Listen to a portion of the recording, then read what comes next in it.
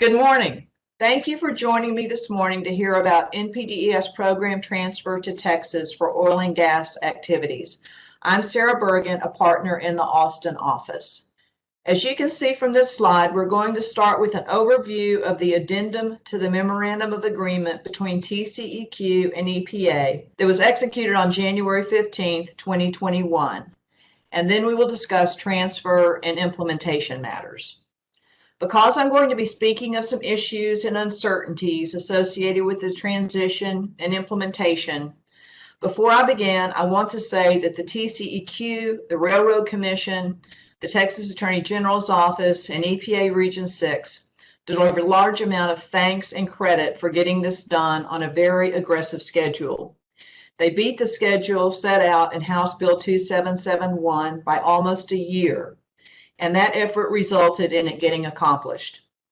There are a lot of required pieces of the application under the federal regulations, and there were a lot of issues that had to be resolved before the application could be filed. The application was deemed complete as filed on October 12th of 2020. If it had not been complete as filed, it may not have been approved yet or even for years. We won't know. But EPA's 90-day review period fell over two major holidays, but EPA Region 6 got the review completed. So the big pieces got done when they needed to get done, and we should not be surprised that there were some implementation issues that need to be worked out. Those are what are being sorted out now. So here we go. So we're going to begin with addendum to Memorandum of Agreement issues, then transfer issues, and then a Railroad Commission pit permit issue. As I mentioned, we're starting with the Memorandum of Agreement, the addendum. As of January 15, 2021, TCEQ has new authority to implement the NPDES program in Texas as the TPDES program for discharges from oil and gas facilities. Texas authority to issue NPDES permits under Section 402 of the Clean Water Act applies on land and extends for 3 statute miles offshore into the Gulf of Mexico. TCEQ does not have NPDES authority on federally established Indian lands. Those stay with EPA. The provisions of the Memorandum of Agreement are not just the transition provisions, although that is what we're going to discuss today.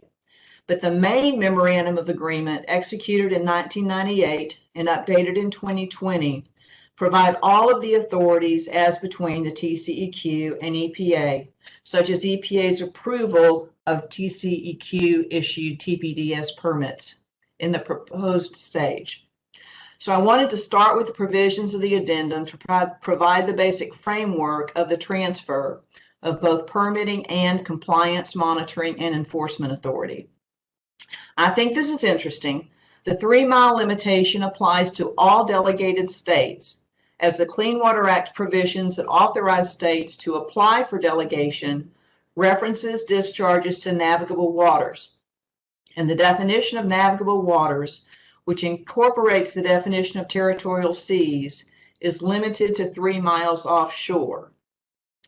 Although it's not addressed in the MOA, TCEQ asserts, or Texas asserts, state authority to protect water quality to a distance of 10.2 statute miles into the Gulf of Mexico, resulting in dual state and Clean Water Act permitting for discharges between 3 statute miles and 10.2 statute miles from the shore. More on that later. First, we're going to discuss retention or transfer of applications related to NPDES permits. TCEQ has NPDES authority for all applications filed after January 15, 2021. EPA retains authority for applications pending on January 15th that included a variance request or that were for an amendment or modification. All other pending applications transferred to TCEQ.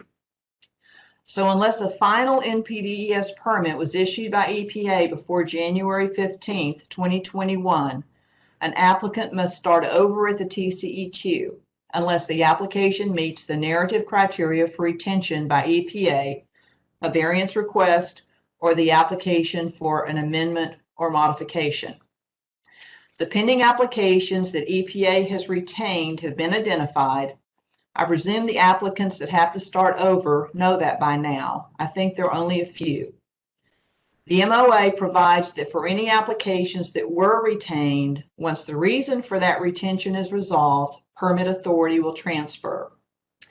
The MOA is silent on transfer or retention on applications for renewal and amendment.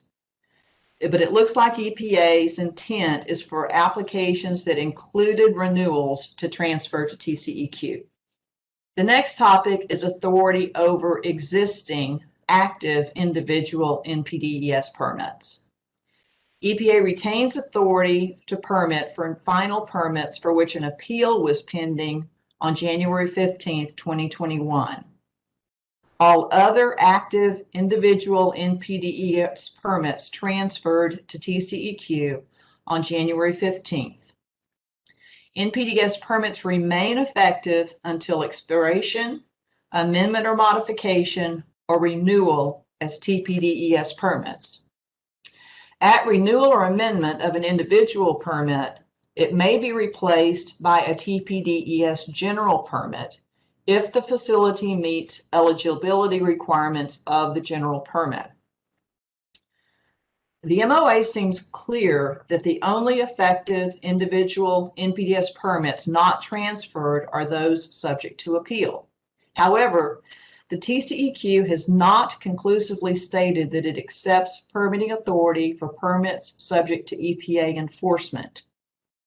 I assume that EPA is going to tell TCEQ that it has the permit even when EPA retained enforcement, but we have not heard a definitive answer on that issue. One of the issues that I find interesting is the last bullet.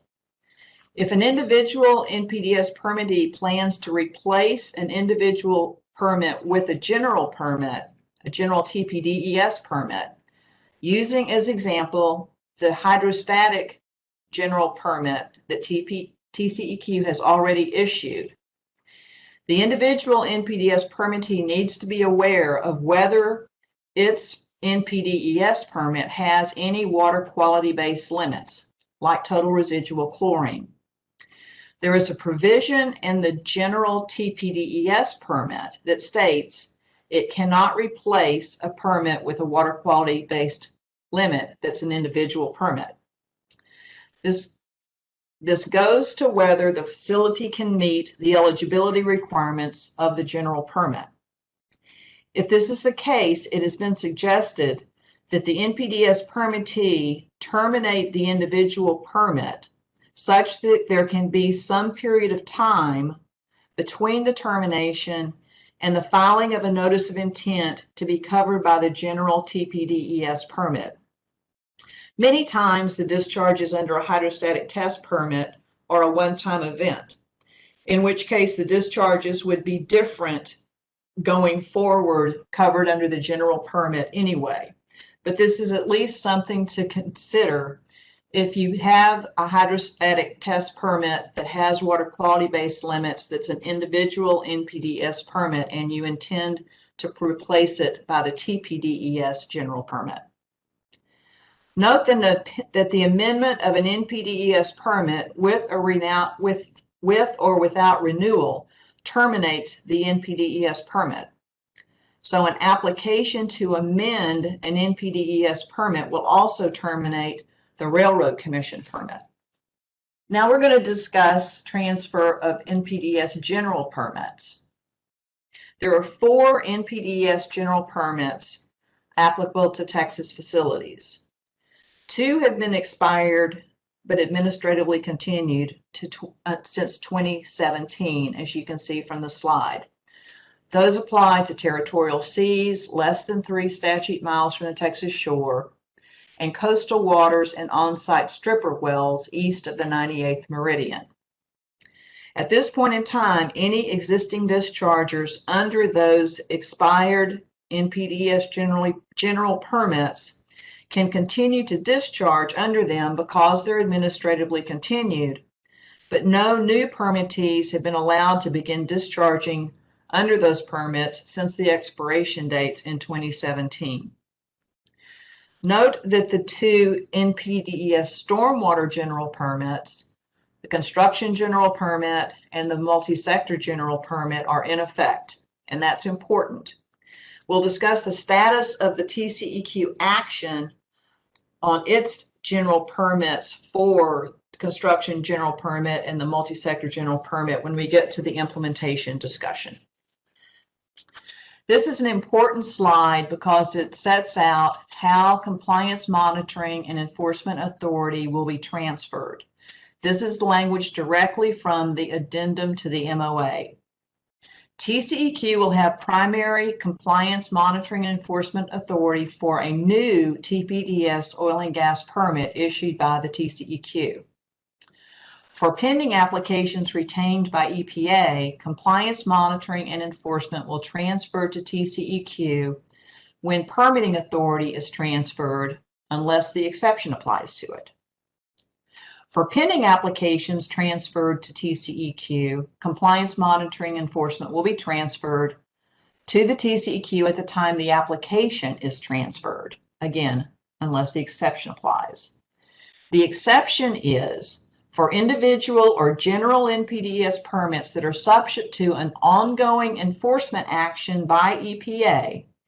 EPA will retain compliance monitoring and enforcement. EPA will transfer compliance monitoring and enforcement authority once the permittee complies with 1, requirements of the NPDES permit, 2, an EPA administrative order, or 3, TCEQ issues an administrative order that addresses all of the NPDES permit violations. For NPDES permits with ongoing judicial actions, EPA retains compliance monitoring and enforcement authority until resolution of the judicial action. For permits that are effective but retained by EPA because of appeal, compliance monitoring and enforcement will be transferred to TCEQ when the permit is transferred. During instances when 2 permits are in effect, in this case it would be the NPDES permit and the Railroad Commission permit, TCEQ has committed that it will enforce the requirements of both permits. Thus, if the NPDES permit is more stringent than the Railroad Commission permit, TCEQ will enforce the requirements of the NPDES permit. So really what this slide says is that if a permittee has an enforcement action open and EPA decides to retain compliance monitoring and enforcement authority until EPA decides to release the compliance monitoring and enforcement authority, EPA's got it, and it's basically out of control until EPA makes the determination to accept the situation and transfer the enforcement authority. I know that I've discussed some of the implementation issues as we were going through the MOA provision, but now the slides will focus on TCEQ implementation. So the permits and almost all related files are transferred to TCEQ, both from the Railroad Commission and from EPA. There are some historical files that EPA has in storage that it cannot get to because of COVID restrictions. Those files will be transferred once the COVID restrictions are lifted on the file location. NPDES permittees must apply for renewal 180 days before the earlier expiration date of the NPDES or Railroad Commission permit. TCEQ has developed the necessary applications for use to apply for the permits. As you know, the TCEQ application is in 2 parts. There's an administrative report and a technical report. Both have helpful and detailed instructions and a separate instructions document, so be sure to look for that instructions document. The TCEQ has prepared a new administrative report for oil and gas exploration and production. They intend for that administrative report to just be used for exploration and production relating to produced water or other wastewaters generated at a wellhead site. They intend for the standard administrative report to be used for gas plants, fractionation facilities that are more typically thought of as industrial facilities. TCEQ decided to address oil and gas dischargers in the technical report by adding a new worksheet 12.0, which focuses on discharges of produced water west of the 98th meridian. Again, for other facilities that are more gas plant, fractionation type plant terminals, you'll find that the worksheet 12.0 doesn't really apply very much. So it's mainly, the 12.0 is mainly for produced water wellhead type discharges. 12.0 has some information requests that were not in the NPDES application, such as there's a request for a description of how wastewater will be used for agriculture or wildlife propagation. And there's some additional information related to chemicals. On the 180 days prior to expiration, I presume that does not apply to Railroad Commission permits that are short term, like for hydrostatic test water, that are more in the 60-day total term permit.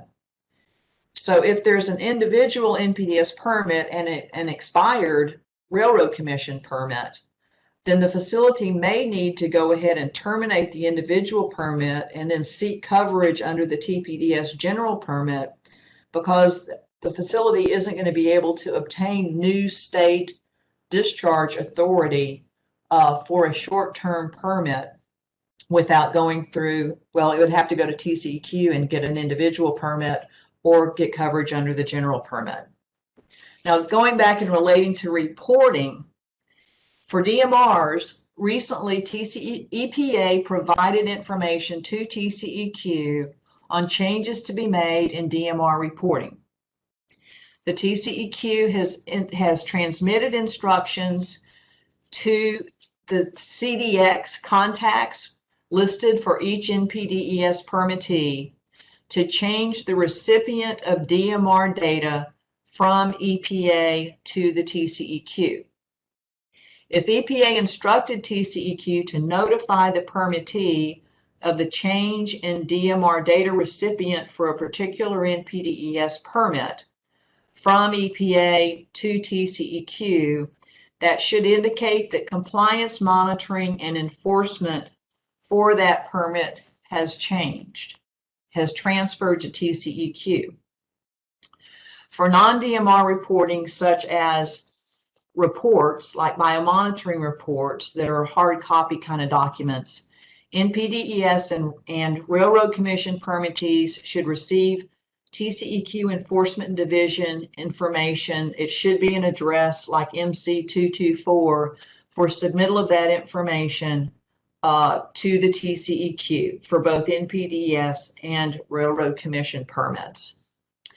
If you have an individual NPDES permit and you have not received information from TCEQ indicating the change in DMR recipient, then it may be that EPA has retained compliance monitoring enforcement authority on your permit, or if that doesn't seem right, then you may want to contact TCEQ Enforcement Division and just make sure that you know what's going on.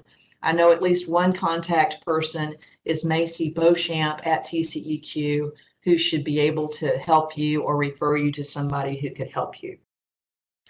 So now we're going to discuss the general stormwater permit transfers.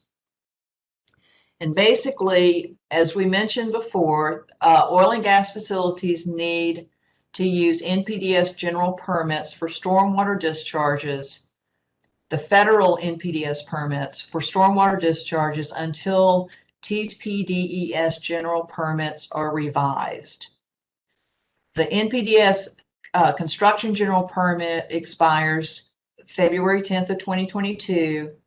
The NPDES multi-sector general permit expires on February 21st, 2026.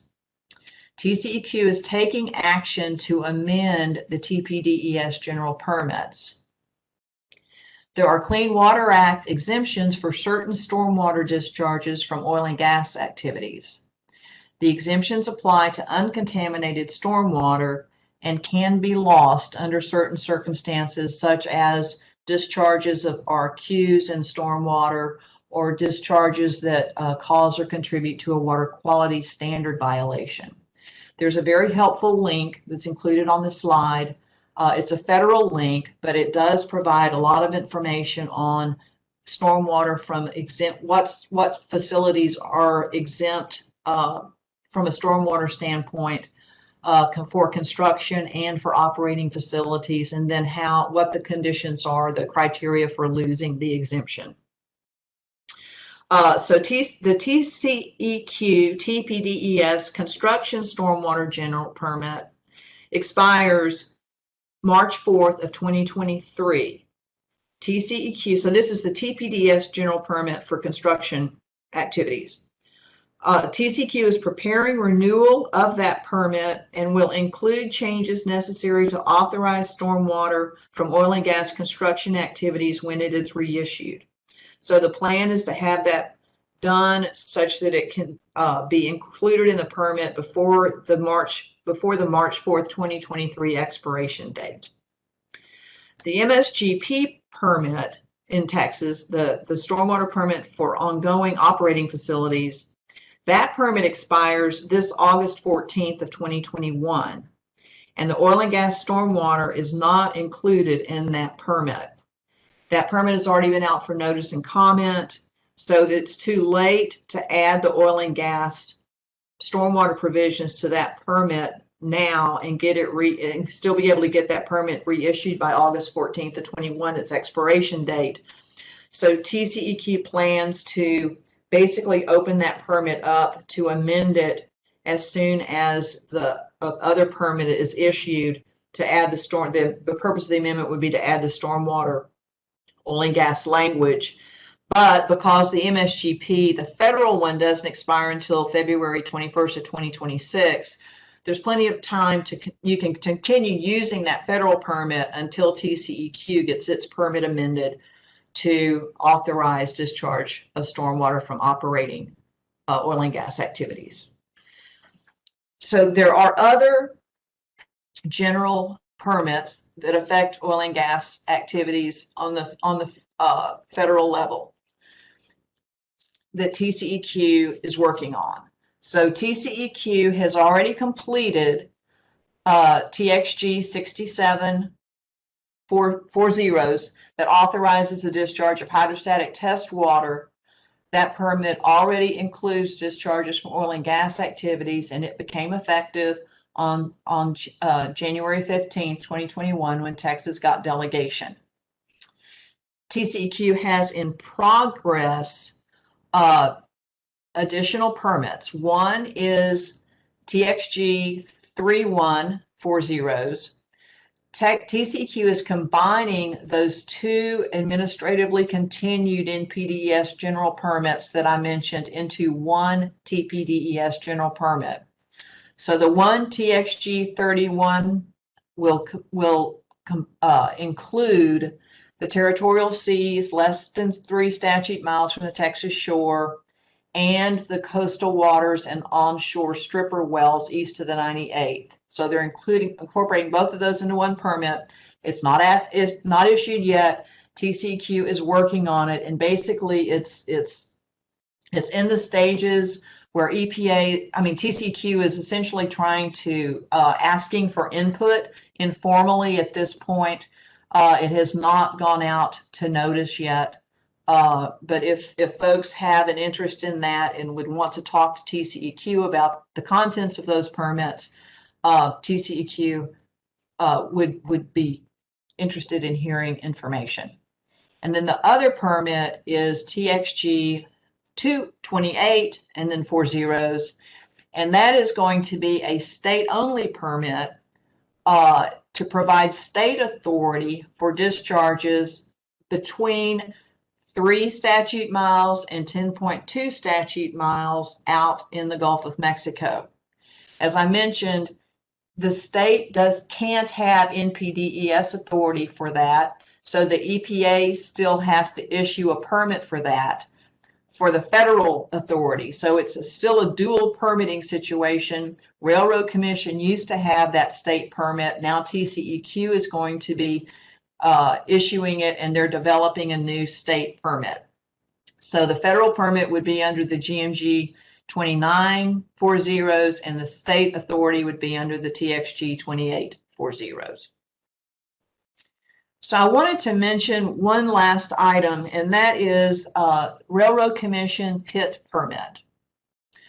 Under the provision that I cited, which is the water regulation under the Railroad Commission, 16 TA section 3.8 D2, it generally prohibits maintenance or use of pits for storage or disposal of oil and gas wastewater without a permit.